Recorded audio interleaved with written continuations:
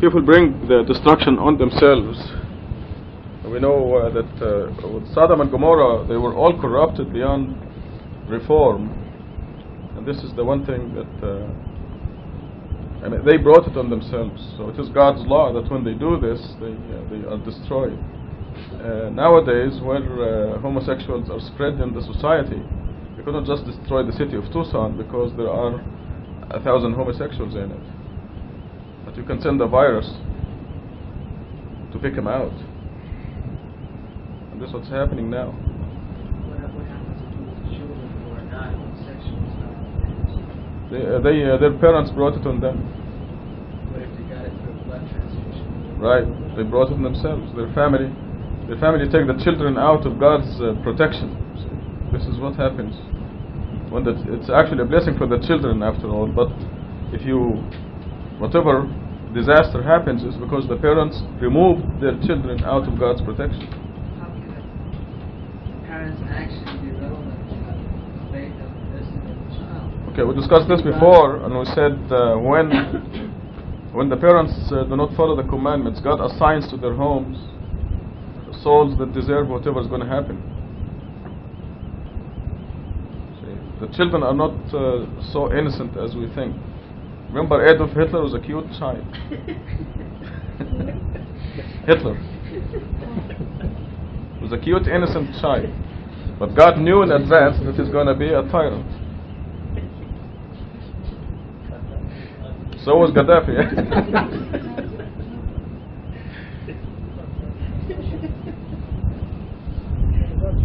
Do you understand, Babak? Do you understand the point? The babies who will be born next year, where are they now? Remember, we existed before the earth came into creation.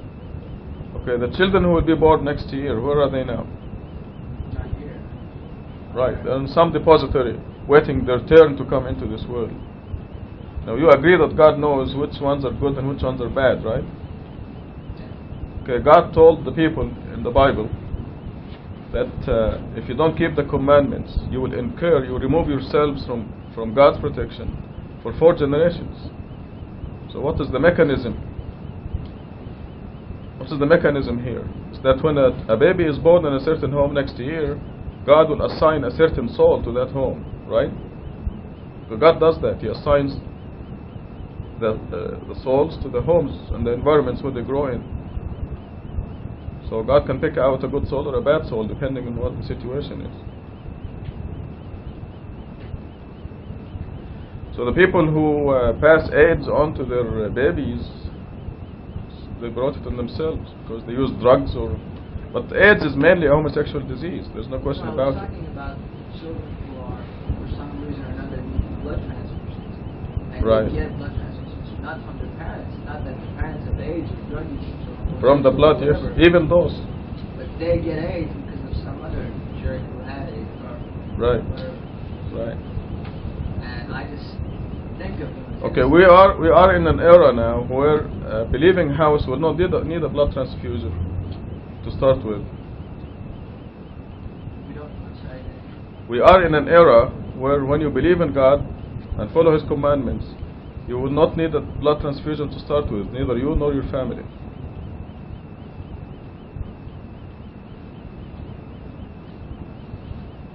May be difficult to fathom, but this is God's promise throughout the Quran.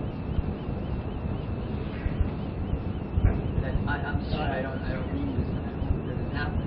But if you go outside in the street and there's an accident, you lose some blood, and well, that's what I'm saying. This will not happen to start with.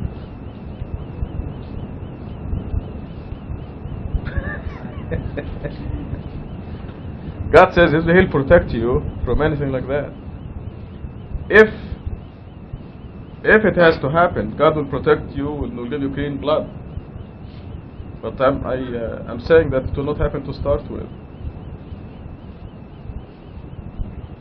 Okay, let me, because this is difficult to understand, and I'm not bragging or anything, but I thank God first. I want to tell you, I'm speaking from experience. And I mentioned this, it'll be boring to a lot of these people here because they heard it before.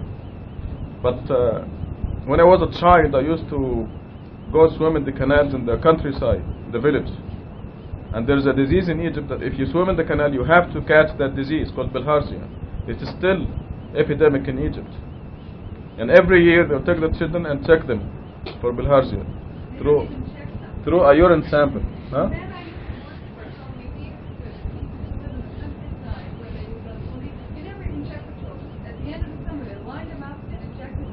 Right. Well, they asked them, yes. They never even bothered checking. Right. They just did it. Line them all up and gave them a shot. These are the ones they knew they swam in the canal, right? Well, I was living in a city, so they checked all the children, at least in my time. We took a urine sample and check for bilharzia. And every time I come out negative. And they'd ask me, did you go to the village this summer? Yes. Did you swim in the canal? Yes. Okay, now they send the nurse with me to make sure that I'm giving them a urine sample, not a faucet. Not the sample from the faucet. They'll go with me and they'll take the sample and they'll be negative. And they'll go home and my father will ask me, did they check you for bilharzia? I say, yes. He said, what did they find? He said, nothing. And my father shook his head. It's God's protection. So I learned that from an early stage. So you can live in the virus, live in the germs, and God will protect you. So I guess God knew that I'll be passing this information on to you. And before I do anything, I thank God for His protection. Then I'm talking to you from experience. It will not happen. When you're a believer, it will not happen. You will not catch AIDS. You will not need transfusion. You will not have an accident. You don't even get traffic tickets, depending how good you are. You will get these as pinches whenever you do something wrong.